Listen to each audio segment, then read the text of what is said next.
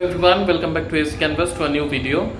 তো একটা ছোট্ট আপডেট দেওয়ার জন্য আজকের এই ভিডিওটা, কারণ গতকালের ভিডিওতে আমি বলেছিলাম যে আজকে টিআরই 3.0 এর 1 to 5 এর রেজাল্ট বেরোবে। অনেকে যারা এক্সাম দিয়েছো টিআরই 3.0 তে সিটেটের ওপর বেস করে, সিটেট পেপার 1 এর ওপর বেস করে, কিন্তু ব্যাপার হচ্ছে আজকে সেই রেজাল্টটা বেরোচ্ছে না। মানে আগামীকাল দুপুরের মধ্যে রেজাল্ট বেরোনোর কথা এসেছে। মানে আজকে বেরোচ্ছে না, মানে সন্ধ্যের পরেই তো রেজাল্ট বেরিয়ে যায়, কিন্তু আজকে বেরোচ্ছে না, কালকে দুপুরের মধ্যে বেরোবে। এবার 1 to 5 এর বেরোবে, তারপর 6 to 8 এর আসবে, তারপরে 9, 10, 11, 12 এর ফাইনাল আনসার কি আসবে।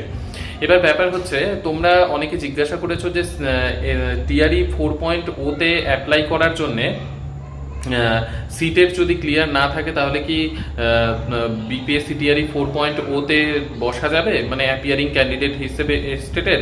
তো ব্যাপার হচ্ছে দেখো, সেটা বিপিএসসি টিআরই 4.0 এর ফাইনাল নোটিফিকেশন যখন আসবে, সেখানে সিটের অ্যাপিয়ারিংদের আদৌ চান্স দেওয়া হবে কিনা তার উপর ডিপেন্ড করবে, কারণ প্রত্যেকবারই নিয়ম চেঞ্জ হয়।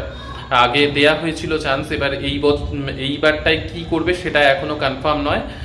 আর সত্যি কথা বলতে স্টেটের রেজাল্ট সংক্রান্ত কোনো রকমের আপডেট এখনো পর্যন্ত নেই, কারণ হচ্ছে টিআরই 3.0 এর রেজাল্টই ডিলে হচ্ছে। তো তার জন্যে স্টেটের কোনো রেজাল্টের আপডেট এখনো পর্যন্ত বিএসইবির ওয়েবসাইট থেকে পাওয়া যাচ্ছে না। এবার ব্যাপার হচ্ছে আরেকটা জিনিস, আমি যে প্রফেশনাল সার্টিফিকেটের কথা তোমাদেরকে বারবার বলেছি, সেই প্রফেশনাল সার্টিফিকেটে বারবার তোমরা আবার কমেন্টে দেখলাম যে লিখেছো যে প্রফেশনাল সার্টিফিকেট যেটা সেটা থাকা কি মাস্ট। এবার দেখো, আমি একটাই কথা বারবার বলছি, যেহেতু অন্য স্টেট, তার জন্য প্রফেশনাল সার্টিফিকেটটা তোমরা যদি নিয়ে রাখো বিএডের তাহলে সুবিধা হবে, কারণ বিপিএসসির ফর্ম ফিল আপের সময় সেইখানে সার্টিফিকেট লেখা থাকে, কিন্তু মার্কশিট দিয়েও ফর্ম ফিল আপ করা যায়। এই কথাটা তোমাদেরকে বারবার বলছি, কিন্তু তোমরা জানি না কেন কনফিউজড হয়ে যাচ্ছ। করা যায়, কিন্তু তোমাদের সার্টিফিকেটটা তোলা থাকলে সেই সার্টিফিকেটের জায়গায় যদি সার্টিফিকেট আপলোড করো তাহলে বেশ ভালো হয়। কারণ হচ্ছে ডকুমেন্ট ভেরিফিকেশনের সময় ওয়াটারমার্ক হয়ে সবগুলো ডকুমেন্ট যেগুলো তুমি বিপিএসসির ফর্ম ফিল আপের সময় দেবে, সেইখানে ওয়াটারমার্ক হয়ে প্রত্যেকটা ডকুমেন্ট আসবে যেগুলো তুমি জমা করবে, আর সেগুলোই ডকুমেন্ট ভেরিফিকেশনের সময় দেখা হবে। আর এইবার একটু প্রসেসটা চেঞ্জ করবে, কারণ ডকুমেন্ট ভেরিফিকেশনে কিছু ত্রুটি থেকে যাচ্ছে, তো তার জন্য এইবার একটু প্রসেসটা চেঞ্জ হবে। তো ডকুমেন্ট ভেরিফিকেশন নিয়ে অবশ্যই আমি ডিটেলসে ভিডিও বানাবো। আর আরেকটা কথা যেটা, মানে এইখানে একটা কিন্তু মাইন্ড সেট আপ তোমাদের করে আসতে হবে, সেটা হচ্ছে এখানকার 9টা থেকে 4:30 যে ডিউটি, এই লং টাইম যেটা আমাদের মানে যেটা আমরা পরিচিত নই, ওয়েস্ট বেঙ্গলের ক্যান্ডিডেটরা তো স্পেশালি এতক্ষণ সরকারি স্কুলে থাকতে হবে, এটা তোমরা সকলেই জানো, থাকতে হয় না। কিন্তু এইখানে এই 9টা থেকে 4:30, মানে পুরো টাইমটা তোমাকে স্কুলে থাকতে হবে। ইভেন এইখানে ছুটির সংখ্যাও কিন্তু মানে অতিরিক্তই কম।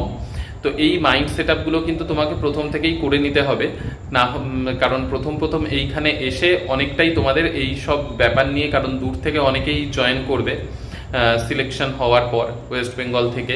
এবার অনেকেরই বাড়ি হয়তো কলকাতার দিকে বা দূরে হবে, সেই ক্ষেত্রে তোমরা কিন্তু ছুটি, যে আমাদের ওয়েস্ট বেঙ্গলে প্রচুর ছুটি, স্কুলের চাকরির, যেটা সরকারি স্কুলের চাকরির স্পেশালি আমাদের একটা মাইন্ড সেট আপ হয়ে থাকে, সেটা কিন্তু বিহারে পুরোটাই আলাদা, ছুটির পরিমাণ কম। আর তারপর স্কুল টাইমিং 9টা থেকে এই যে 4:30, এইটা একদম মানে পুরোপুরি ফিক্স, যেহেতু অনলাইন অ্যাটেন্ডেন্স।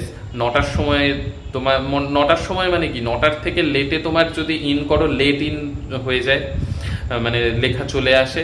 তার 9টায় থেকে স্কুল শুরু, মানে তোমাকে 9টার আগেই চলে যেতে হয়, মানে আমাদের যেটা করতে হচ্ছে, যে আমরা যেটা ফেস করছি।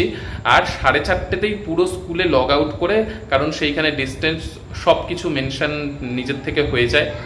তো আর অ্যাপ প্রতিনিয়ত আপডেটেড হচ্ছে, তো এইগুলো মাইন্ড সেট আপ কিন্তু তোমরা আগের থেকে করে রেখো।